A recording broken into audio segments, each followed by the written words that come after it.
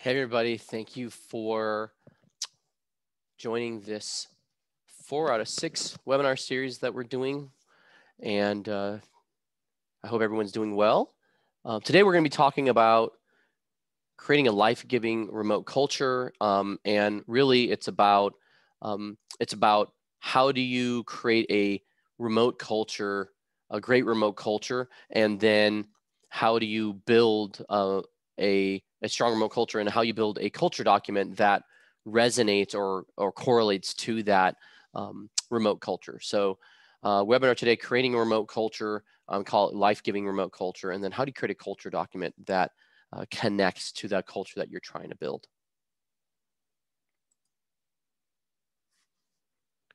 Hey, welcome, William.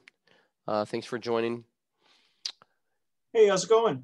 Good. I am just starting us off. So feel free to ask any questions you have. And obviously this can be recorded. So this is being recorded. So also for anybody that's going to watch the recording, I'll be talking to that audience as well, but you're the first one on. So I'll be talking to you and anyone else that jumps on.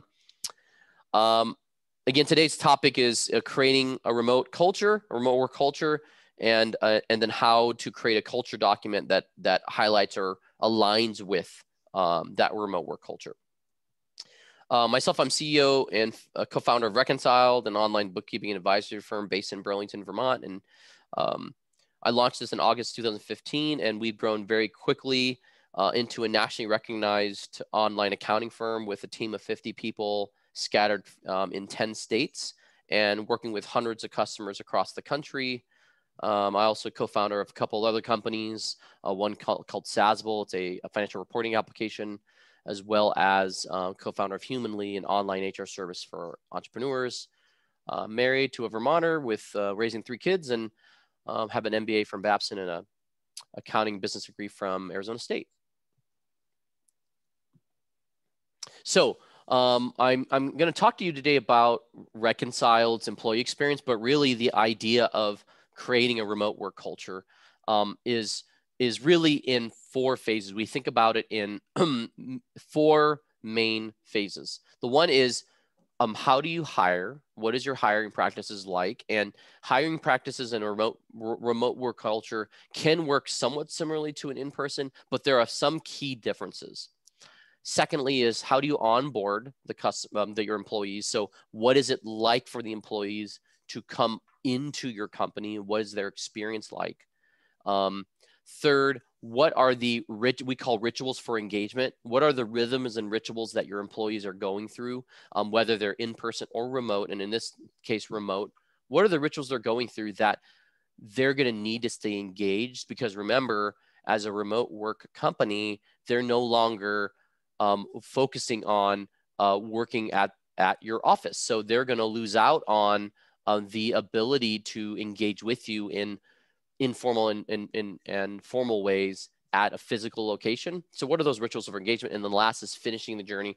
What is an employee's experience like when they actually leave your company? Now, you'll notice that there's a similar situation with customers or with the constituents that you serve at your organization, where you want to create experience that what is it like for them to first meet our organization? What is it like to come on board with our organization and work with us? What is it like while they're working with us? And what is it like when they're done? Same thing with employees. It's really thinking through what is it like to engage your employees. And we like to call this the Disney experiences. How do we create a Disney World-like experience for employees to where they can say, this was the best place I've ever worked, even in a remote setting? And we really believe that's possible. We've had employees who have told us, and again, Reconciled has only had remote employees, and we've worked with employees in multiple states. We've had employees tell us that their experience with Reconciled was one of the most rewarding, engaging experiences they've ever had, even though it's a completely remote experience. And it's more rewarding, engaging than most of the in-person experiences they've had in offices. So you can create that kind of experience at your organization. One of the things to think about is, are you putting in as much investment thinking about your employees' experience at your company? Are you thinking about that as much as you are thinking about your clients, your customers, your constituents experience with your organization, right? Most of us spend a lot of time thinking through, how do my patients, my customers, my clients experience working with us? But oftentimes we are missing the opportunity to think about our employees' experience. And remember, and I think most organizations have figured this out, happy employees make happy customers. Happy employees make happy customers. It's usually not the other way around. Happy employees make happy customers, and happy employees and engaged employees make your organization the best organization to work with and to be with. So that's what we're going to talk about today. So it starts first about giving a life-giving experience in the hiring process. And so how we approach the hiring process, and how we approach the hiring process is really figuring out a way in a remote environment where we can gain as much information as possible to the candidate, but also we can be very transparent about the type of environment we're going to be like in a remote environment. And so we have a very high touch process in this whole process. We talk about in this process multiple touch points, and the goal of the hiring process is to give the candidate enough visibility and transparency to who you are as an organization and why they should come work for you, but then also to give you the ability to go, okay, does this candidate meet the requirements of the job? Can they do the job? But ultimately, can they fit the business culture, the organizational culture that we're trying to build? And can we set them up for long-term success?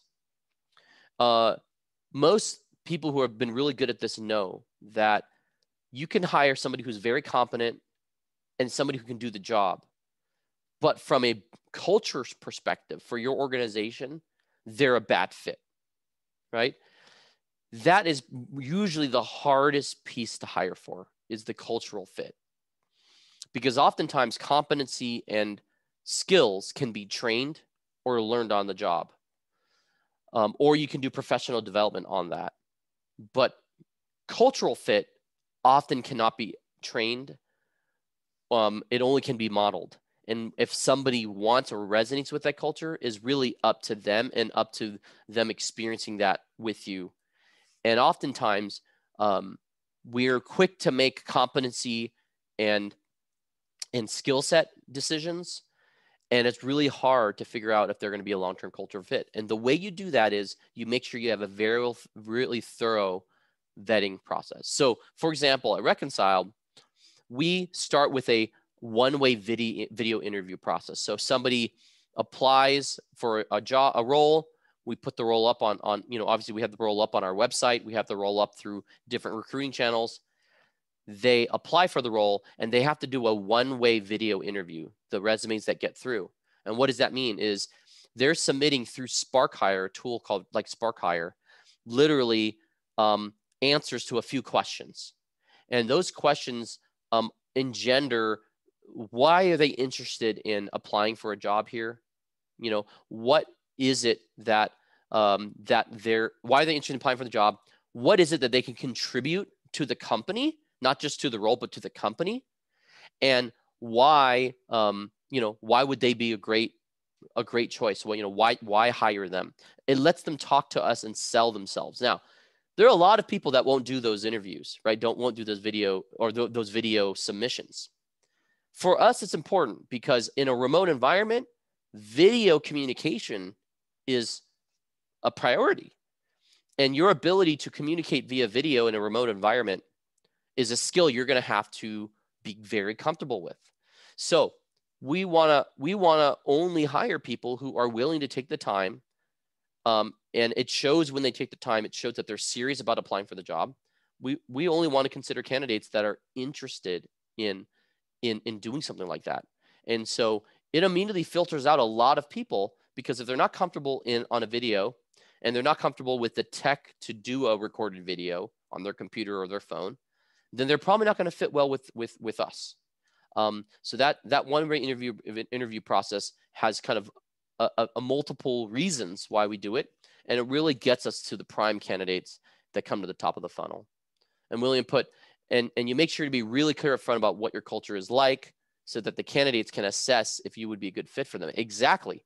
So at the end of this webinar, I'm going to talk about how do you create a culture document. How do you become transparent about your culture? But for Reconciled, we put on our website our culture document. Is downloadable, and we also put all of the information about our organization. So what matters to us, and the more you can put out there, videos, blogs, words, employee testimonials, the more research, the more information your employees who are applying are going to have, and you're going to start seeing that you may actually get more candidates. You're going to start seeing more candidates who fit culturally better to you, and you're going to see less candidates that are just applying because they need to apply for a job.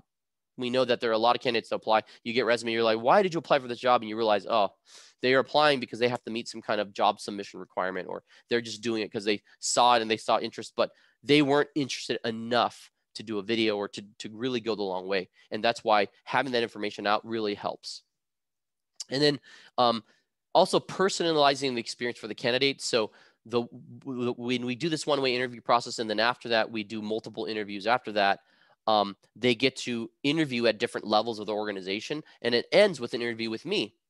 And one is, I always end, that whole interview process, whether or not we hire them, the interview with me, I always start with affirming them, saying thank you for going through this whole interview process, letting them know that they stood out, that the fact that they got to the final interview means that the rest of the team really thought that they'd be a great cultural fit for business culture, and that they'd also align with our values and be a great part of the team, and that people thought they could see this candidate working there. And to thank you for taking the time, because people are obviously, their time is valuable, and they're, as people apply for jobs, they're very nervous, and maybe they really, really, really want to work for you. And so just acknowledging that and thanking them and affirming them. And it really personalizes that experience. But also then they as a candidate get to ask questions at all varying levels about the organization, about the role, about the different people they'd be interacting with. And it really engenders that hiring process was worth it. Now, it may expand or lengthen the hiring process, but most companies I know that are growing very fast and where they're getting a ton of resumes, they have long hiring processes because a lot of people want to work there. And you think of all the major companies out there that are hiring a massive amount of people, their hiring processes are long and thorough. So that's how you do that. Again, we talked about the Spark hire process. Candidates get unlimited takes to record their video. They get a welcome video before and after, and then we explain in the video when they'll hear back from us. So we are very clear about the process in the hiring process. Very clear when they should expect to hear from us, whether it's a rejection or moving on to the next step. They're going to hear about the whole process. Very transparent about that, and almost 90% of candidates say they have a great experience with Spark Hire. So that's a pretty high percentage. And so those candidates that do the video and are willing to take the time to submit, they all have good experiences. And again, they have they can take their video answers multiple times so that they're only submitting what they like. And so giving that, creating a process of hiring that's life-giving and makes a candidate feel excited to come work for you, it really, really matters that you give them the opportunity to express themselves, both obviously through the resume submission, but also in the interviews, as well as they take the time on video to do that. And then this gives an opportunity to really see if they align with our core values, if they want to take the time to really come to work for us. So now that somebody's hired, right? Now that somebody's hired, you want to think about now that we talked about the hiring process, you want to think about the onboarding process. Think about it as the first 60 to 90 days. What is an employee experiencing? What is it like? Most organizations in person, most organizations I run across and we work with, employee gets hired. The first thing first day is spent filling payroll paperwork, HR paperwork, benefits paperwork. And oftentimes with small organizations, that's all being done with the executive director or the CEO of the company, right? And that week or the 2 weeks or the 3 weeks or the month, the next 6 days, it's not really laid out for the employee in small organizations.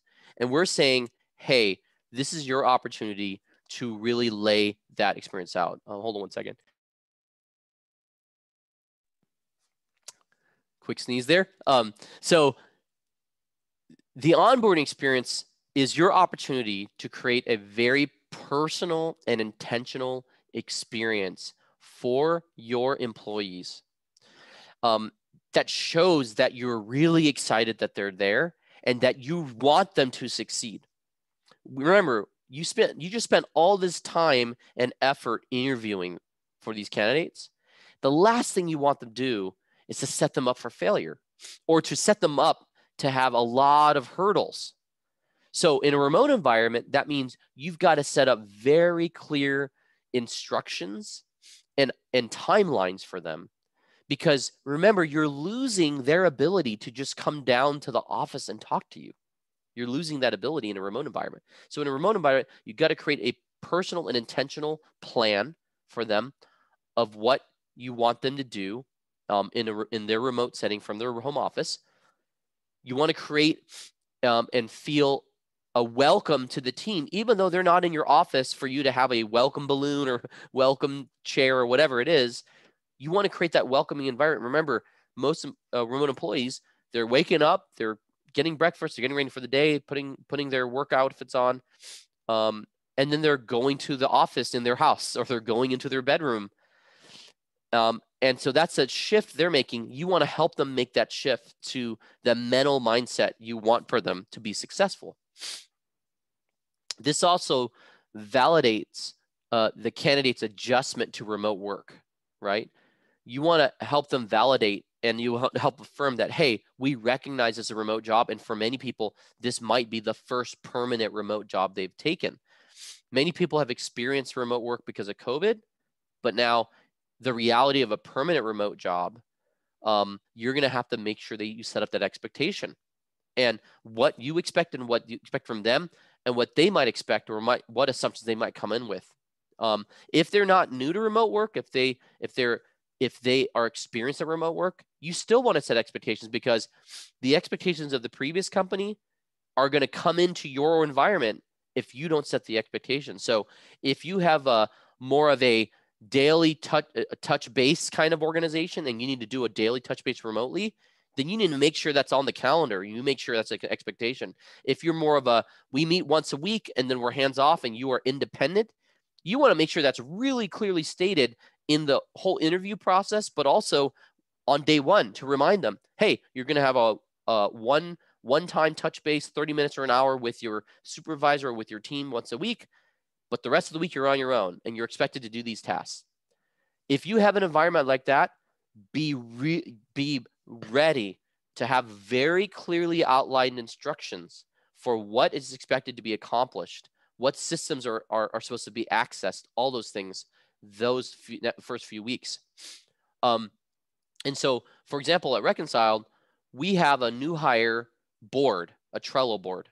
And on the new hire Trello board, we literally lay out the first day, what certifications they have to get and work on for the next several weeks, where all the company info is about where they want to learn about everything related to the company, where their HR handbook is, where their employee manual is, where their paperwork to get on payroll are.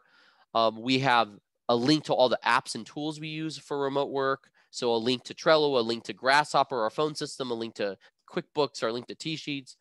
We have a whole get to know you section where we have literally the names and bios of everybody in the organization, pictures of everybody in the organization, what they do. Yes, and I have chief comedian as my role. So and so on and so forth. So the goal is laying out very, very clearly so that there's no question. Remember, the employee does not get the benefit of walking down the hall in a remote work environment. They can't just come quickly ask you, oh, hey, I'm stuck. I don't know what to do here. What's the app again? Where do I get my laptop? Who works in IT? Where do I go if I want more I need something for my home office. Oh, I don't have a keyboard that works. All of those things, you want it really crystal clear, because otherwise that employee is going to literally bombard you with questions that whole week. And you know that that can be a big interruption to your work, or maybe you're not available, right? So you want to make sure that lines up. If you are a remote work environment that's growing, our recommendation has always been align the start dates of multiple people together. And the reason why you want to do that is that gives the power to that group of people to work with one another. And they feel like they're on a journey, the new employee journey, together with you. So we try our best to start employees 2 or 3 at a time on the same day in the same week. And that gives us a consistency of rhythm, but also for all the people that are involved in those first 60 to 90 days, it lets them set aside time on their calendar for these new employees.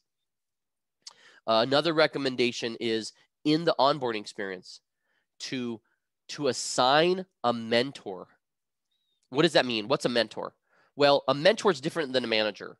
Okay, so a mentor is a fellow coworker who may or may not, who is not a person they're reporting to, but somebody who has been successful at the organization and ideally even at the role. So a mentor could be somebody who is, not somebody they're directly reporting to, but maybe in another different department, or they're even somebody who has been the organization, but maybe they're not. Maybe they're in a lower role or in a different role, but they've been there longer. You want to have a mentor because it helps give that employee a place to ask what they think are dumb questions, right? Most employees are gonna have a time asking is like, oh, I know the manager told me this 3 times. I'm gonna go ask my mentor.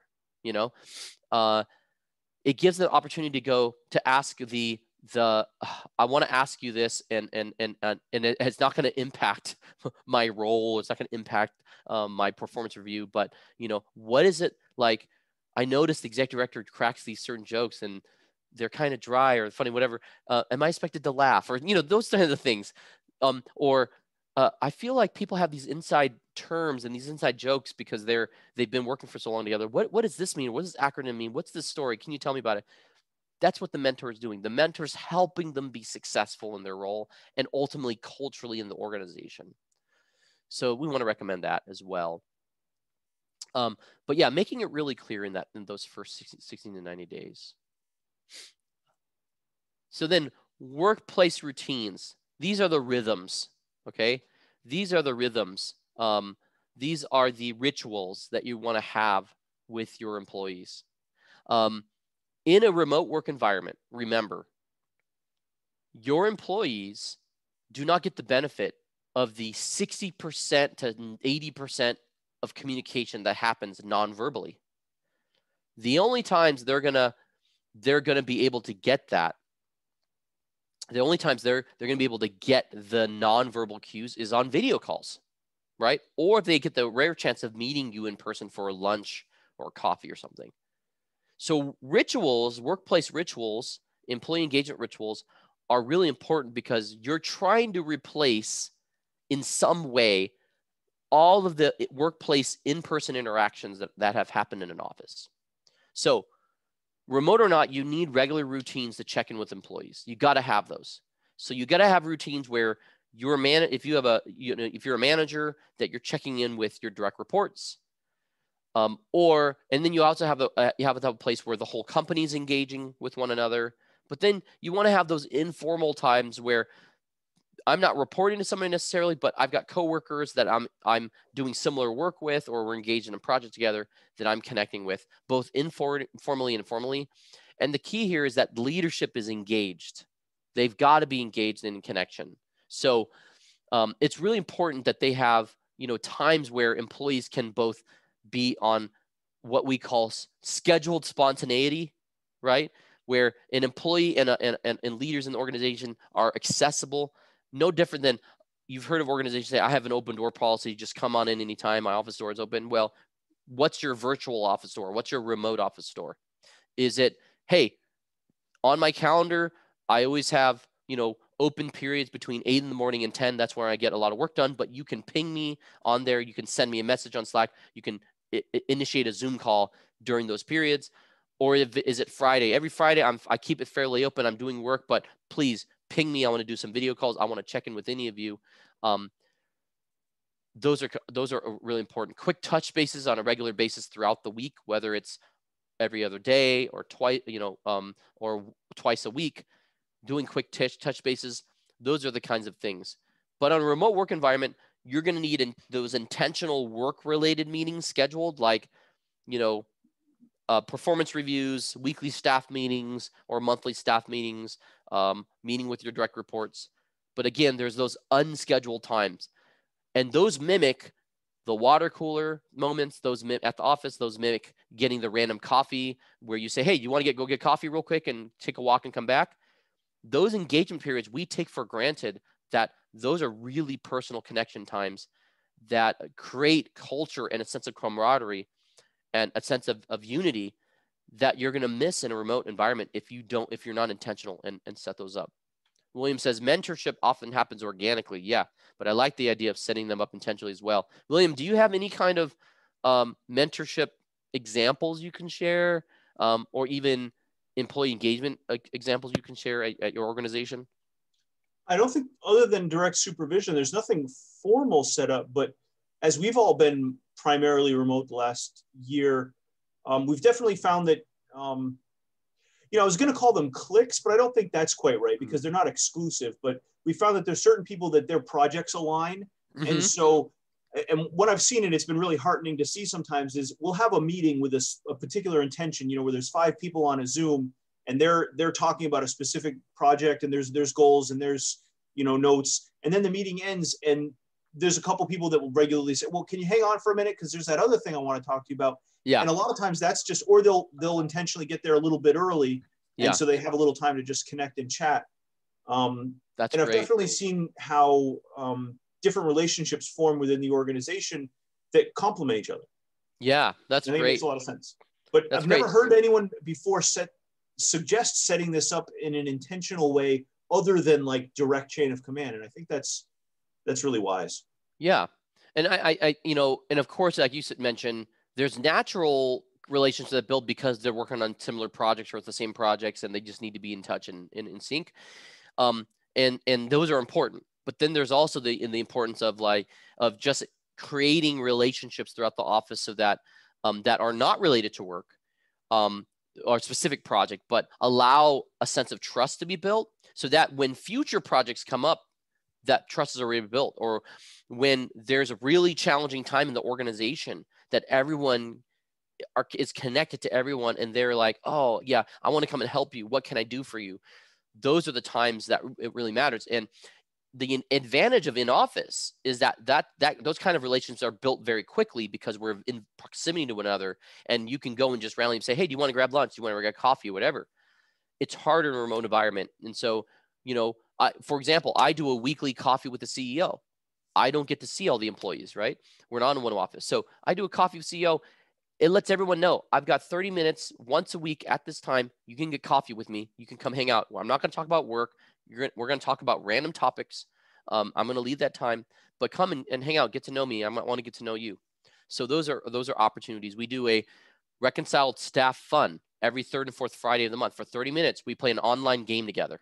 Like, why do you do that? Well, it's just a time for us to have fun. And because I don't know who's got outlets for fun in their life, and if they're taking those outlets during the week, we want to engender that at the company and not just be only about work 150% of the time. We want to have some fun in our work. So those are important as well. And then the cherry on top, autonomy and trust, communication and vision and visibility. So the autonomy and trust is really important in a remote work environment. That's one of the things that a lot of people complain about is like, how do I know they're working? How do I know people are really working? And my answer back is, how do you know they're working at your office? You don't know. You don't really know. And they've done the studies. In-person work environments, most people are only actually working it's something like 4 hours to 6 hours at most out of the 8-hour day. They're only really working 40, 50, 60% of their time. The rest is getting their coffee, getting their meal, connecting with people, the informal. Now, are those important things? Yes. Is that a waste of time? Some of it is, some of it isn't, right? So the answer of how do I know they're really working is that you got to build autonomy and trust in your people if you want a really positive and high performing remote work environment. And what they found, the studies have shown, is people are more higher productive in a remote work environment, but you want to make sure that they don't mentally burn out and that they're able to stay long term in that. And the only way they do that is that, yeah, you set clear expectations, you track results, you lay out results, you lay out what is expected of them in their work week, their work day, and that they have to perform on that. And it's less about, it's gonna be less about, are you sitting at a desk timing your time? It's more about, are you getting the results we want? So that means autonomy and trust. You have to empower people and that you trust them, but you also expect them to perform and that there will be accountability around that. The other thing is communication. So in a remote work environment, what you think is over communication in person in a remote work environment, it's normal. You have to over communicate. That means multiple communications through multiple channels. You have email, you have an internal messaging like Slack or Teams. You have video calls, you have a recorded video you send everywhere, you have text message. You want to do all of it because people are going to miss. And since they're not in the office for you to announce it clearly at a staff meeting with everybody in the room, they're going to miss a communication if you don't do it in multiple ways and communicate in multiple ways. So use everything in your power to communicate. Over communication is clear communication in remote work environments. Okay. And so you want to make sure that that happens. And yes, that's a big culture. William said it's a big culture shift and one that seems to be loosely generational. Exactly. Right. Don't assume because you communicated once, people have read it or understood it. Don't assume that. You got to do it over and over again, and you're going to have to answer multiple questions, right? Because people will fill in the assumptions. Another way to think about it is this. You have, let's say most of us have 40, 45, 50-hour work week, okay? If you fill it in with checking in with your direct reports, checking in with your manager, checking with coworkers, checking with projects. If you went to your time, the average employee, especially the frontline employee that maybe they don't have direct reports, maybe they're just reporting to somebody and they have maybe one project, maybe they're connecting out of their 40, 50-hour week, maybe they're doing a video call just for 4 hours of that week, okay? So 4 hours of that week, imagine, of that 40-plus hour week, where normally they would be in an office, they would see people physically, they would say hi, they would get coffee, all that's gone. And now they're just doing 4 hours, maybe 8 hours of their week total where they're actually video with somebody. The rest of it is time where they're just working and they're just communicating on email and on Slack or Teams or whatever. They're filling the rest of that time with assumptions that are wrong and some that are right? They're filling the time with, oh man, I wonder if everybody's having fun and I'm not. I'm wondering if there's a secret meeting going on and I'm not a part of it. I wonder what the CEO is doing. Does the CEO like me? Doesn't my direct boss like me? Oh, they sent me 5 Slack messages today. Are they upset about something? Did I do something wrong?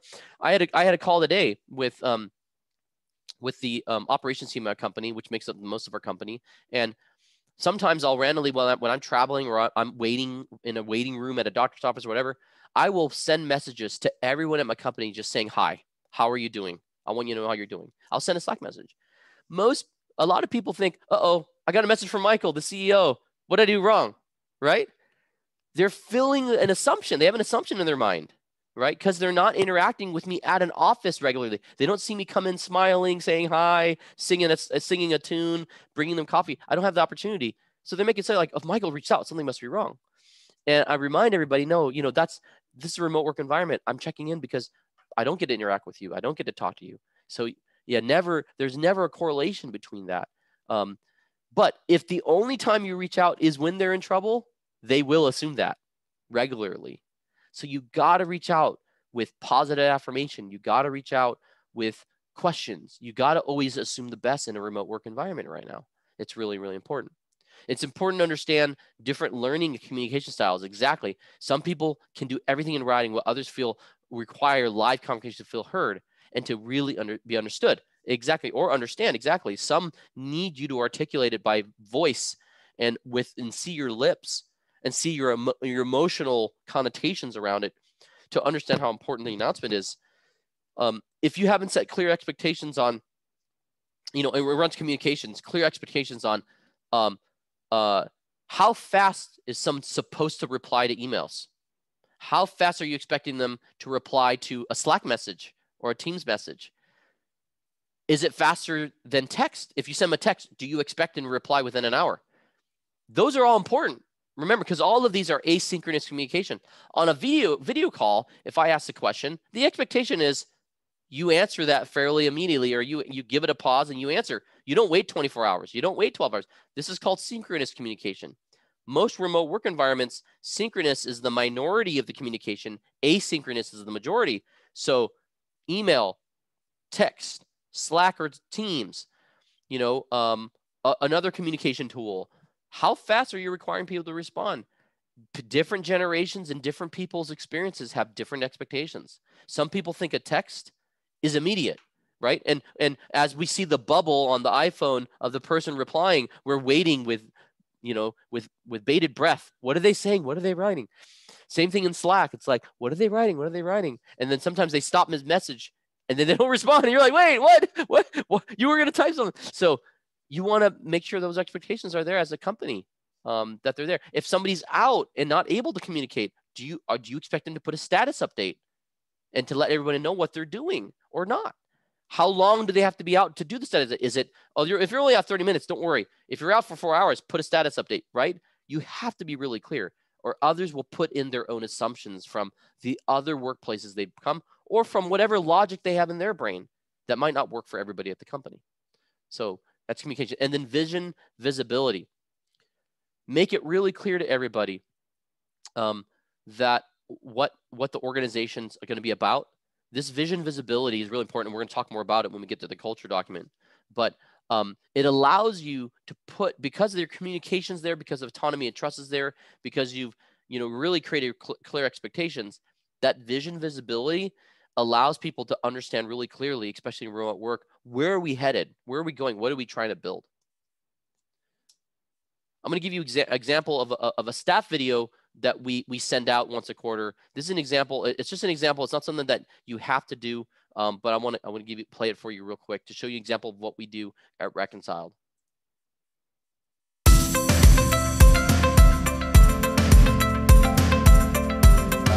I want to talk to you about one of the Reconciled rules that we have here, the rule of always be learning. All right, everyone. So we have our newest hires on the call, and I'm super excited.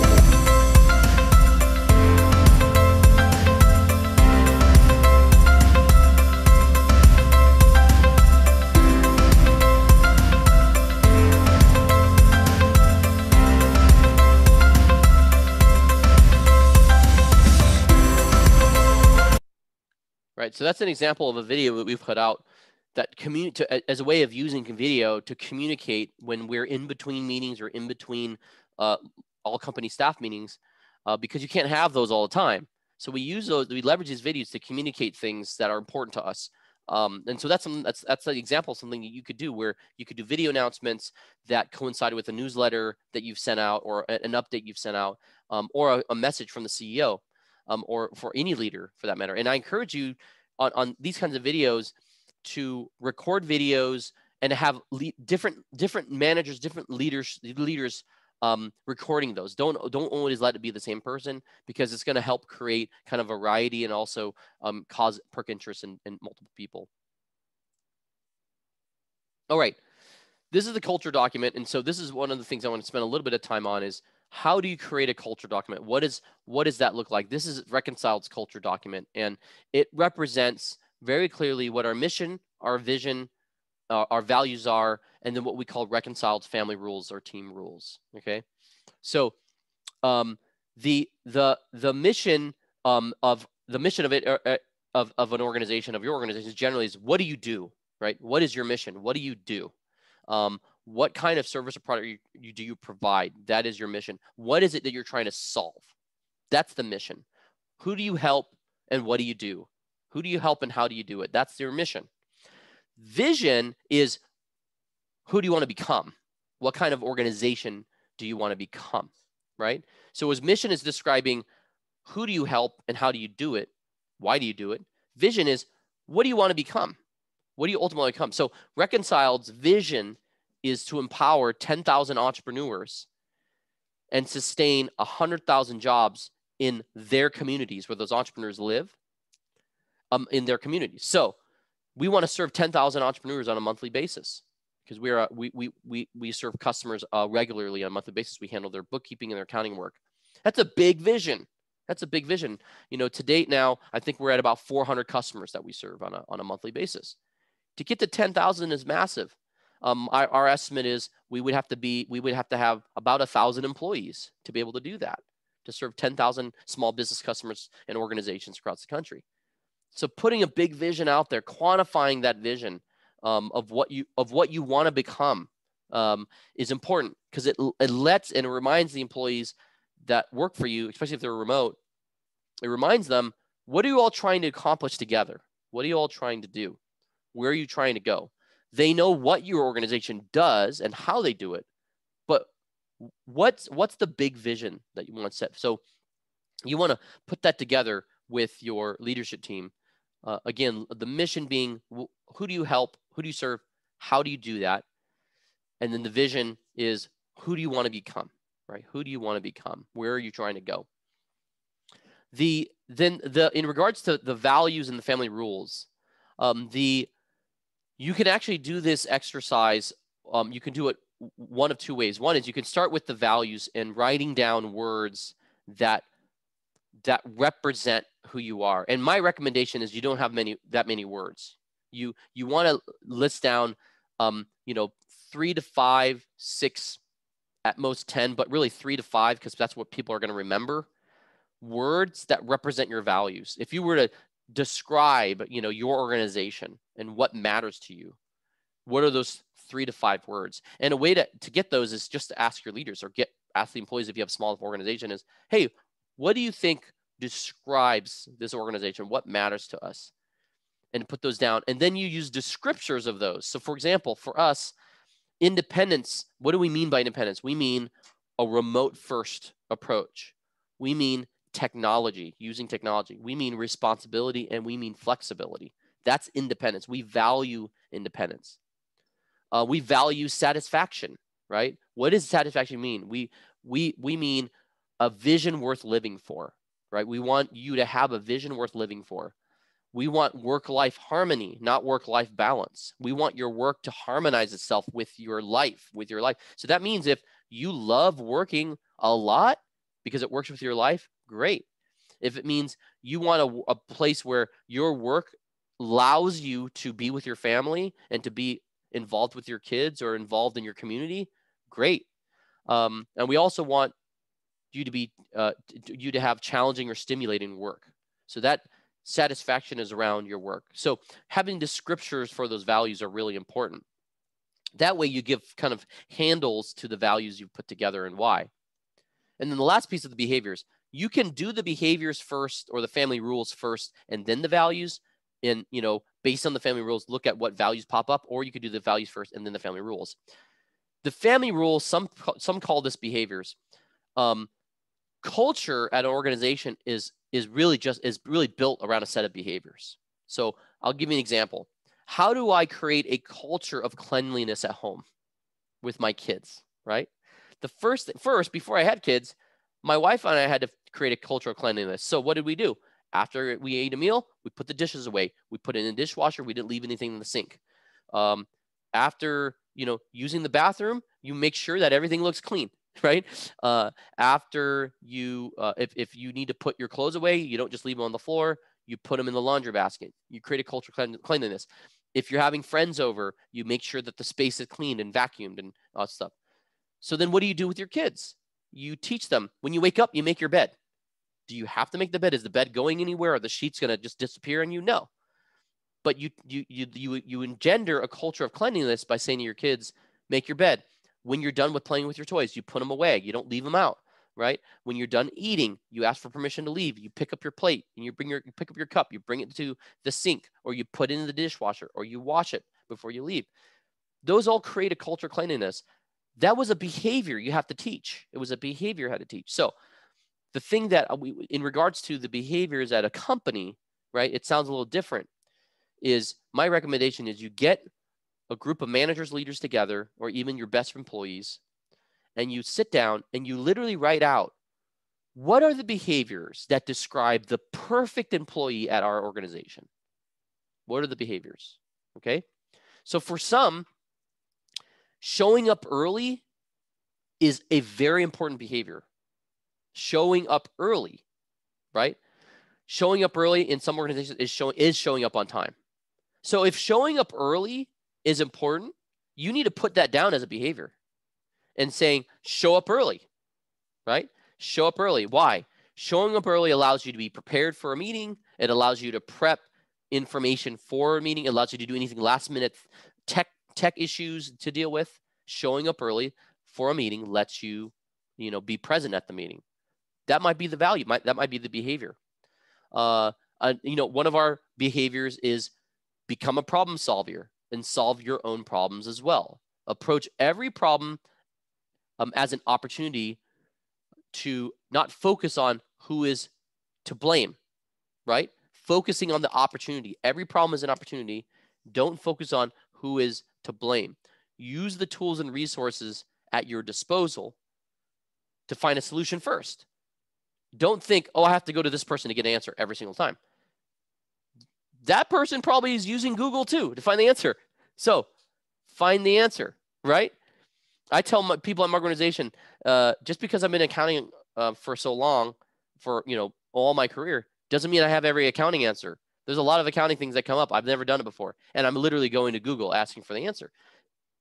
My Google skills just happen to be really good. So you develop your Google skills, but become a problem solver. Solve your own problems as well. That's of huge high value, because if everybody was relying on another person to solve a problem, then eventually it would always make it its way up to me, and I would be solving all the problems.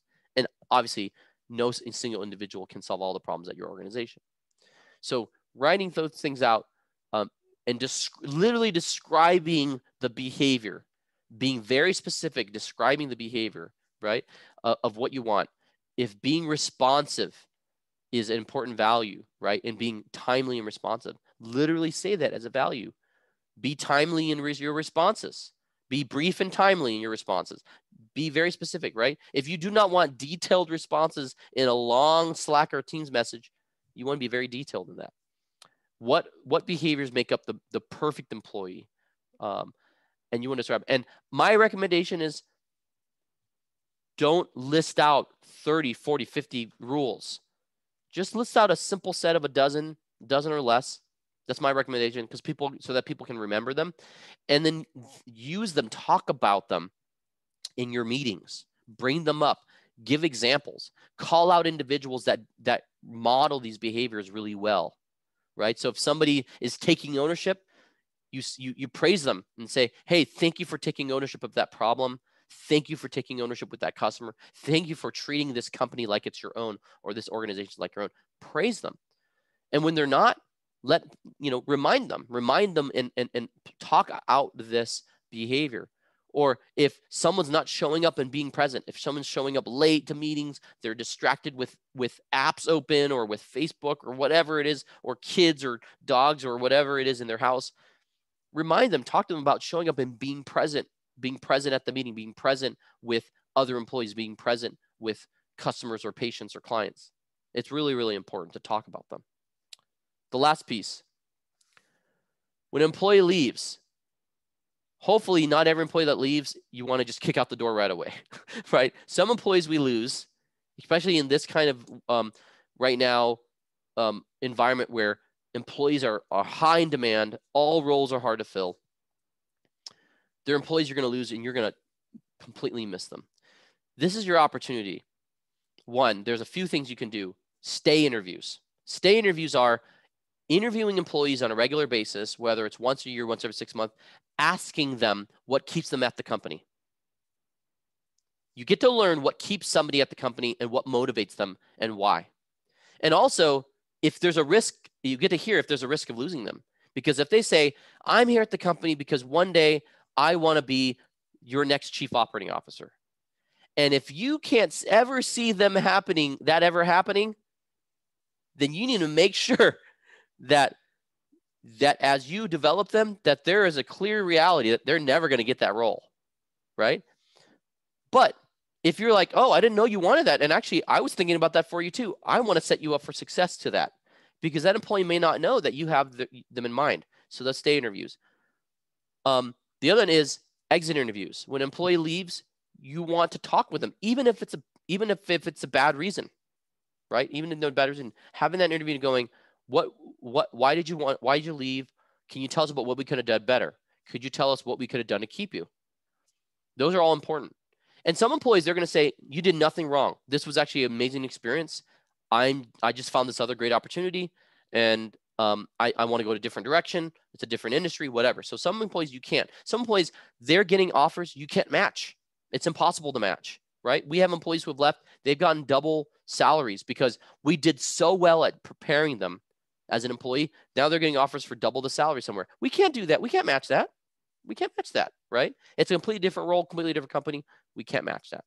And then you have employees where they learn really quickly culturally, they don't fit, and hopefully you don't have too many of those, because you don't want to hire too many of those, but they have the competency, they have the skill set to do the job, they have the character, they're a great person, but maybe culturally don't fit anymore. Maybe they used to when you were a smaller organization, now you're a bigger organization. Maybe you used to be bigger, now you're smaller. Maybe they're bored now with their role, but there was no other role for them to take. So those are all things that you want to learn and hear about. And it gives them the ability, even for employees who were leaving and they wanted more, they're leaving with positive taste in their mouth. They're leaving with saying, no, you did nothing wrong. It's just I've reached my limit here and I need to move on. So those are all opportunities on the exit when an employee leaves. All right, we have a few minutes for questions. William, you have any questions at all? No questions. Just I've really enjoyed this talk, Michael. It's great. It's great to see your passion and your wisdom. There were a few ideas that you mentioned that there are a lot of things that you mentioned that I totally agree with and I've heard before and I try to practice. And there were a few ideas that were novel that I'd never heard before that I think makes so much sense. And you'll share this recording, right? Because I didn't take notes and I want to make sure that I remember some of those. So this is the kind of thing that I definitely will go back and watch again and share with others.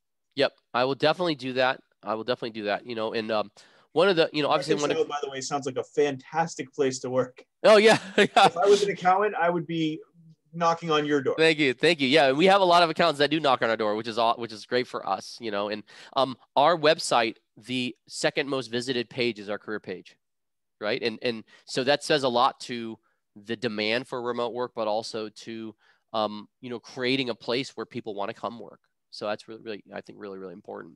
But William, thanks for that. And thank you for jumping on. And for those of you watching in the recording, if you have any questions, feel free to reach out to me personally, michael@reconciled.com. But thank you, everybody, and look forward to see you next month on the next webinar. Thank you, William.